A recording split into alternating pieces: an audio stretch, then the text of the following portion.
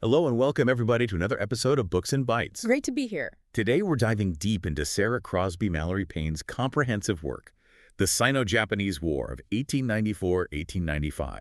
Perceptions, power, and, well, everything, really. It's a hefty title for a hefty subject. It really is. And our goal, as always, is to extract the core understanding from this really significant book.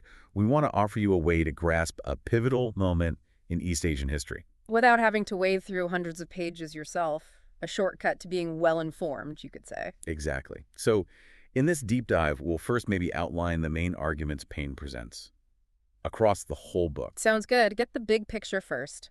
Then we'll follow her narrative chronologically, see how those themes play out. Right, from the build-up to the aftermath. And we're focusing squarely on the main body of her analysis, yeah. Yep. Skipping the prefaces, intros, footnotes, just the core argument and evidence she lays out. Okay, so what are the big picture ideas Paine puts forward? What are we looking at? Well, first off, she argues this war was just a massive turning point. Huge. Not just regionally. No, globally too. In the wider power structure, it dramatically showcased Japan's incredibly rapid modernization. And how that just completely reshaped the balance of power over there in East Asia. Completely. And at the same time, it just laid bare China's internal weaknesses. Deep ones. Their inability to really respond effectively to the Japanese challenge. Precisely. And this conflict, it caused a huge shift in perceptions, how China and Japan were seen. Both in the East and by the West. Both, absolutely. And the consequences, the repercussions, were massive. Increased foreign intervention in China. And Japan emerging definitively as a major power. Right.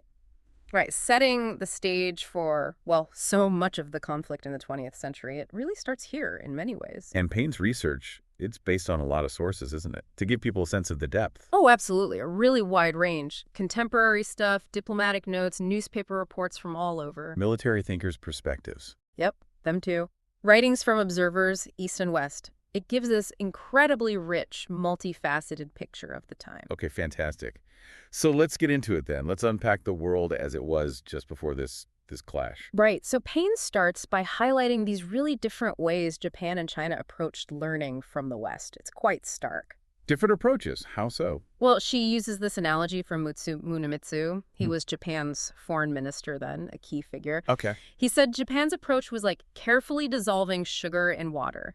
They took useful Western ideas, especially science, military, tech. And incorporated them fully, while getting rid of stuff they didn't want. Exactly, selective absorption. But China, he said, was more like water with blobs of oil floating in it. Blobs of oil, meaning? Meaning Western knowledge and culture arrived in a less controlled way, wasn't really absorbed effectively. It often just sat there or even became putrid, as he put it. Wow, that's a strong image. So that selectivity was key for Japan's progress. Paine argues it was central, absolutely crucial to how fast they advanced. And both countries, of course, were dealing with Western imperialism pushing in. Yes, but maybe in slightly different ways.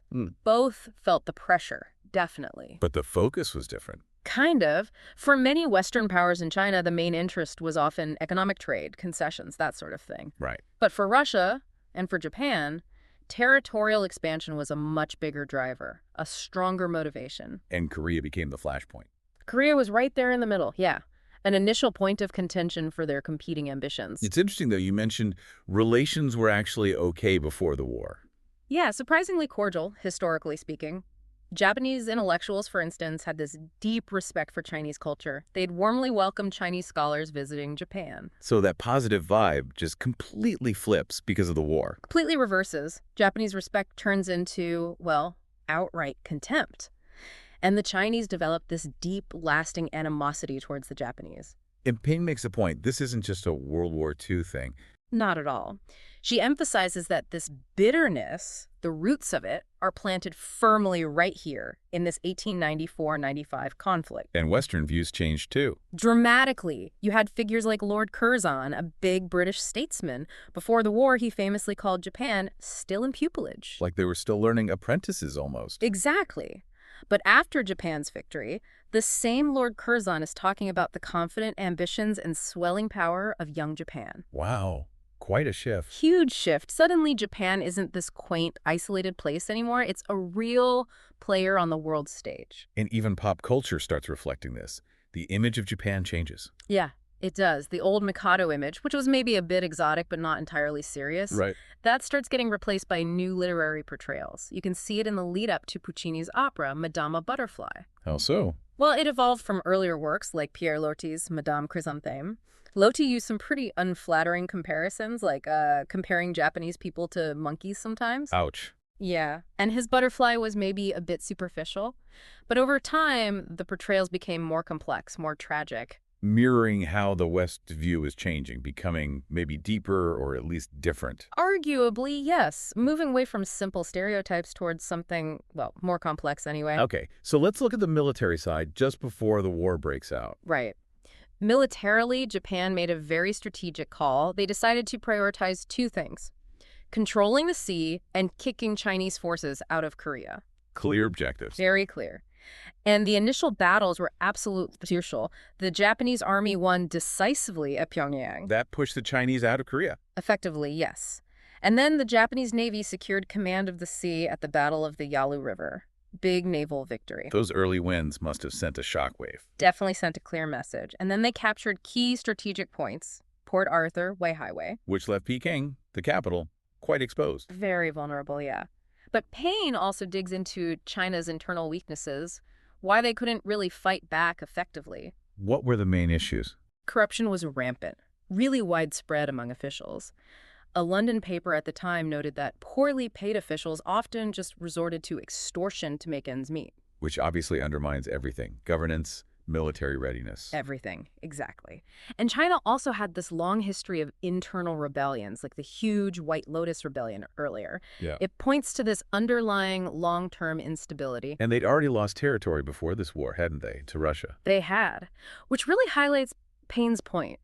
Russia and Japan were seen as the main military threats, driven by wanting land, different from some European powers focused more on commerce in China. What about Korea itself? What was the situation there? Korea, under the Yi dynasty, had this centralized government structure, but it was pretty inefficient in practice. Weak, really. And the king? King Kojong, he was very reluctant to engage with the West, heavily influenced by his father, the Taiwan Gun, who was fiercely isolationist. So a different path from China and Japan after things like the Opium Wars or Perry's arrival. It's a stark contrast, yeah. Interestingly, China had actually been warning Korea about Japan for a while. Really? Warning them? Yeah, even suggesting they ally with Western powers to counter Japan. You know, the old use one barbarian to control another strategy. But Korea didn't go for it. King Kojong resisted, stuck to seclusion, until Japan basically forced his hand with the Treaty of Kanghwa in 1876. And within China, we have Viceroy Li Hongzhang. He's a key figure. Very prominent, yes. But ultimately, his success was limited. He pushed for modernization, bravely challenged the isolationist scholar officials. But he was kind of alone in that. That's Paine's point.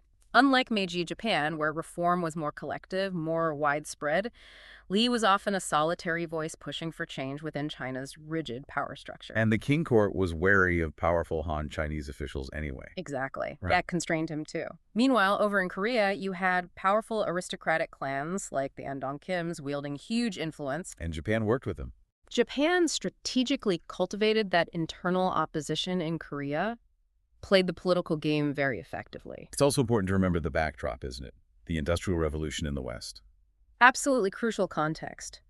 The technological leap not only gave the West more powerful weapons, but also changed how they viewed societies that seemed static, unchanged. Leading to a sense of Western superiority. It certainly contributed, and Paine argues very compellingly that Japan's selective modernization was the key differentiator. Focusing ruthlessly on military and industrial tech. Yes, while maintaining a strong national identity.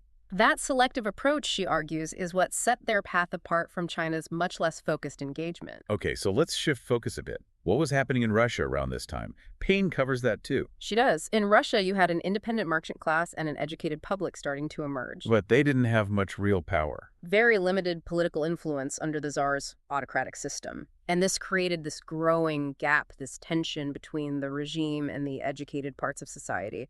And nationalism was on the rise. Russian nationalism, yes. And this ongoing debate. Should Russia look west for its model, or follow its own unique Slavic path, the Westernizer versus Slavophile debate? And Russia was looking east too. Increasingly, eager to flex its imperial muscles, prove its strength. The Far East looked like a good place to do that. which put them on a collision course over Korea. Exactly.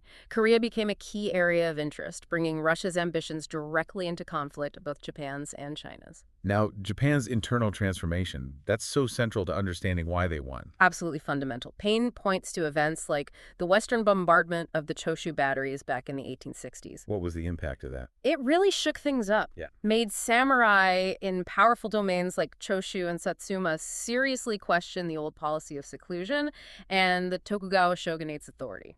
So it spurred modernization efforts within those regions. Yes, significant effort started there, and then you had key leadership changes, the deaths of Shogun Iemochi and Emperor Komei, Paving the way for the Meiji Restoration. paving the way for Tokugawa Yoshinobu as the last shogun, and then the young Emperor Meiji ascending the throne. The restoration itself was, as Paine stresses, just crucial. Because Japan made that conscious decision to learn selectively from the West. Consciously, strategically, adopt strengths, discard weaknesses, this very pragmatic, critical approach, so different from China's more hesitant, less defined way. And this changed how Japan saw itself.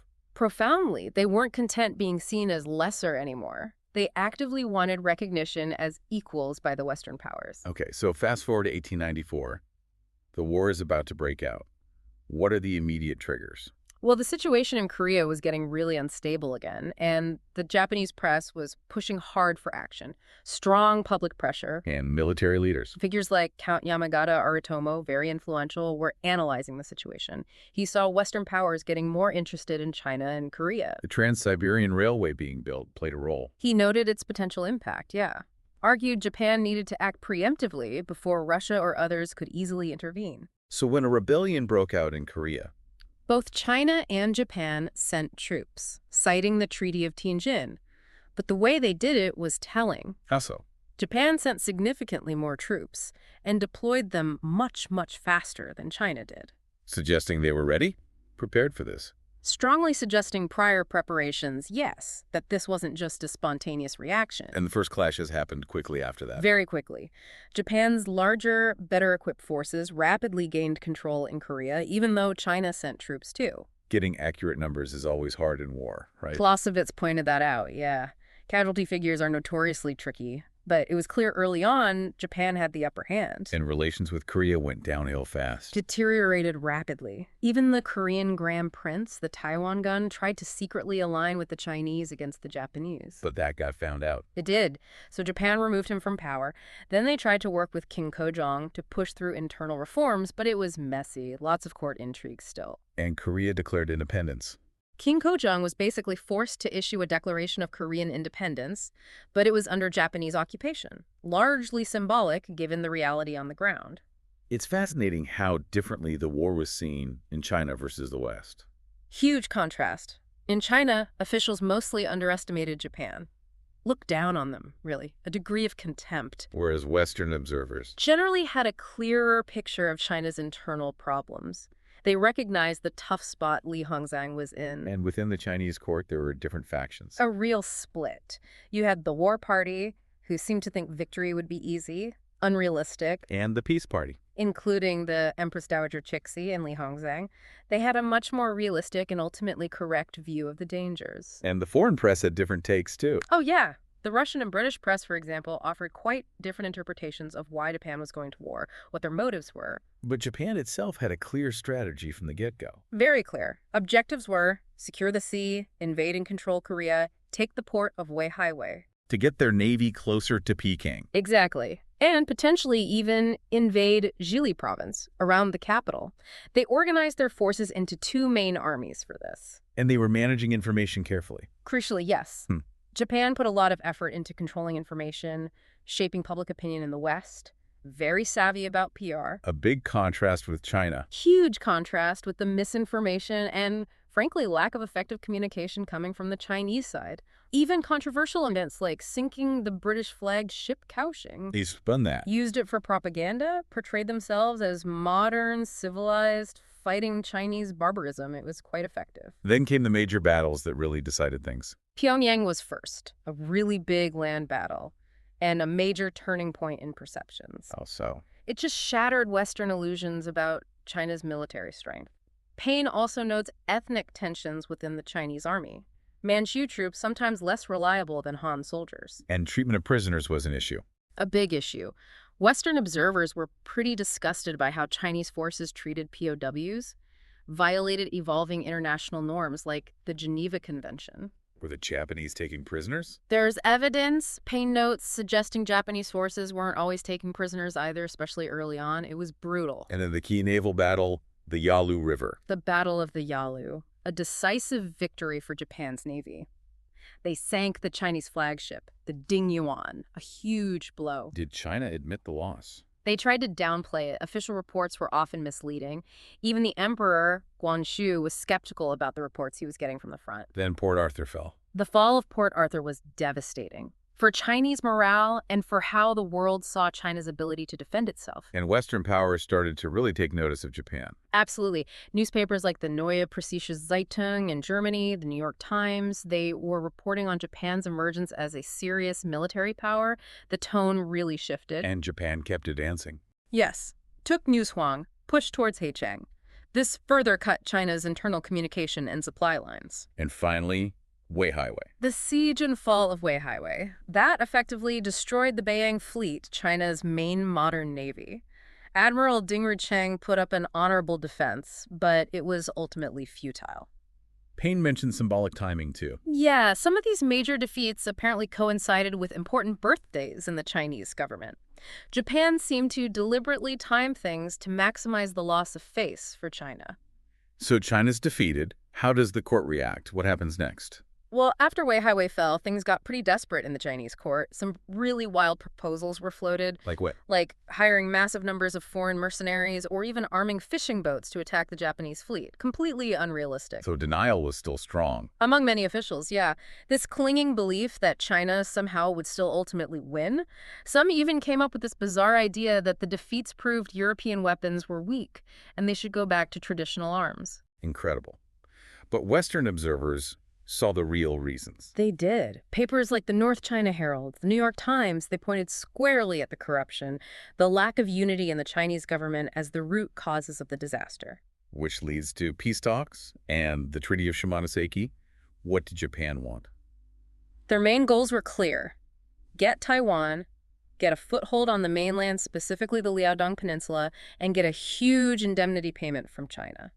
Was there agreement within Japan on those goals? Some internal debate about priorities, yes, but those were the core objectives. Interestingly, the first Chinese delegation they sent, Yeah. Japan felt they lacked the proper rank, saw it as a diplomatic snub. And then this assassination attempt on Li Hongzhang. Yeah. That must have thrown a wrench in things. A huge shock. A Japanese radical attacked him during the negotiations in Shimonoseki. How did that affect talks? Unexpectedly, the Meiji emperor, maybe to seem magnanimous or just keep diplomacy on track, offered an immediate armistice. Did the fighting stop?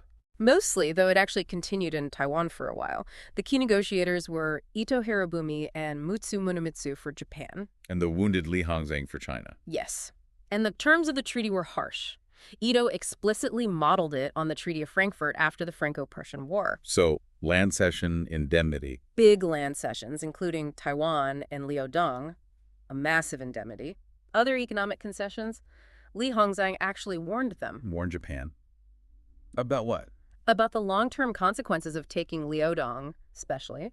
Said it would cause lasting resentment and future trouble. Prophetic, really. China had to recognize Korean independence, too. Formally, yes. Though they still hoped Korea might stay neutral. But accepting the treaty terms back in China was incredibly difficult. Widespread opposition from officials. Some didn't even grasp the geography, right? Paine mentions a high-ranking official asking the American advisor, Foster, if borders ever changed after wars in Europe. Shows a stunning lack of awareness about the wider world. But ultimately, the emperor had no choice. Facing reality, the Guangxu emperor ratified the treaty. But that wasn't the end of the Liaodong issue, was it? The triple intervention. Ah, yes. That came next. Russia, France, and Germany stepped in. Why? They jointly pressured Japan to give back the Liaodong Peninsula to China. Japan must have been furious. Absolutely livid. Yeah. The Japanese press had actually seen intervention coming, maybe. Russia especially had its own strategic interests. The railway. Right. Limiting Japan's influence. Exactly. Right. They wanted Manchuria clear for their railway plans and didn't want Japan getting too strong on the mainland. The Russian press suddenly started portraying Japan as a serious security threat. So how did Japan react to being forced to give back Liaodong? It created this incredibly powerful sense of resentment. Hmm. Revanchism, a deep feeling of humiliation, of losing face after winning the war. Fueling their determination. Massively. They resolved to get stronger, become a truly major power that couldn't be pushed around like that. And the indemnity money helped. Oh, yeah. That huge payment from China, a lot of it went straight into building up their military even further. Mutsu Munemitsu, the foreign minister, expressed that bitterness. He did. Pointed out how Western powers had doubted Japan, were surprised by their success, and then intervened. Contrasted it sharply with how the U.S. wasn't interfered with after the Spanish-American War. So Japan doubled down on becoming a major power in East Asia. Absolutely. Focus on colonies, especially Korea and Manchuria, and you start seeing this articulation of a civilizing mission ideology to justify expansion. Paine also looks at the cultural differences, the worldviews involved. That seems important too. Very important. She highlights fundamental differences between traditional Eastern and Western perspectives on history, nature, ethics, social interaction. Like the Confucian worldview in China. Yes, with its emphasis on social hierarchy, ethical conduct within that hierarchy, and the relatively low status of merchants. This contrasted with Western ideas of more universal principles, natural rights. And there were internal tensions in China too. Deep-seated ethnic tensions between the ruling Manchus and the Han majority. Plus, Paine challenges the myth of China being monolithic, points out huge regional variations, like in Europe. So Chinese complacency versus Japanese vulnerability. Kind of. China's long history as the dominant empire bred a certain complacency, perhaps. Japan, being smaller, an island nation, maybe had a greater sense of vulnerability, driving their eagerness to learn and adapt from the West. And the concept of equality was different. The Confucian framework in both China and Japan was hierarchical. The Western idea of strict equality between nations, or individuals in some senses, was quite alien. Even down to things like etiquette. Yeah. Chinese traditions were often more context-based, internal. Japan actively tried to adapt to Western diplomatic decorum, and concepts like face and guangxi, those complex social networks and obligations in China, were hard to mesh with Western ways. And the legal system differences led to things like extraterritoriality. Right. Western powers felt Chinese law was inadequate, involving things like torture to get confessions, bribery. So they demanded their own citizens be subject to Western law as well in China. A huge sign of perceived weakness. Plus the corruption and lack of unity we already mentioned. All contributing factors. The difficult position of reformers like Levy. And critically, the state of the Chinese military itself. Poorly equipped, poorly paid. Outdated gear, low pay, bad training, and often just no real motivation to fight hard for the Qing dynasty. It all added up to disaster against Japan's highly motivated modernizing forces. Okay, so wrapping it all up. What's the big, long-term significance of this war? What does Paine argue is the main takeaway? It's monumental, really. It marks the definitive end of China's centuries, millennia-long dominance in East Asia. And the rise of Japan. The dramatic, decisive rise of Japan as a major world power. The first non-Western country to really pull off that kind of modernization and military success on a global scale. To change the whole order in the region. Accelerated the decline of the old Confucian world order, absolutely. Ushered in the era of the Western-style international system dominating the Far East. And it showed that events outside Europe could have global impact. Precisely. It wasn't just European powers shaping the world anymore. The British Navy, for instance, immediately saw the implications of Japan's naval power, sparked new thinking about sea power globally. There were humanitarian consequences, too. Yes, a terrible crisis in Manchuria afterwards. Famine, displacement. And the war intensified the scramble for concessions in China. Everyone wanted a peace. And it finally broke the resistance to reform within China. It destroyed the literati's opposition to self-strengthening, yes, but arguably too late. The attempts at reform after the war largely failed. And things remained unstable. Very unstable. Korea saw continued turmoil, the Tungak Rebellion, King Kojong fleeing to the Russian legation for safety. And crucially, it set up the next conflict. Directly. The rivalry between Russia and Japan over Korea and Manchuria just intensified massively, leading straight to the Russo-Japanese War only 10 years later. So this war was really just the beginning. Paine sees it as the opening act, the start of a long drama of conflict in the Far East that played out across the 20th century. While some historians might debate how politically successful it was for Japan long-term, Paine argues it achieved their main goal. her analysis strongly suggests it achieved that primary aim. getting Japan recognized and respected as a major global power. So the central takeaway is really clear. The Sino-Japanese War of 1894-1895 was a fundamental turning point, completely reshaping the balance of power in East Asia. It signaled Japan's arrival as a major player on the world stage, while starkly revealing China's deep-seated vulnerabilities. Absolutely. Which, raises a really important question for you, the listener, to think about. Considering this dramatic shift in power and the resulting changes in how nations perceived one another during this period, how might similar conflicts and transformations happening today be reshaping our current understanding of global order and the future? Yeah. What potential long-term consequences of today's events might we be currently overlooking? Food for thought. That is a really powerful point to consider. Thank you for joining us for this deep dive. If you have specific sources you'd like us to explore in future episodes, please do let us know.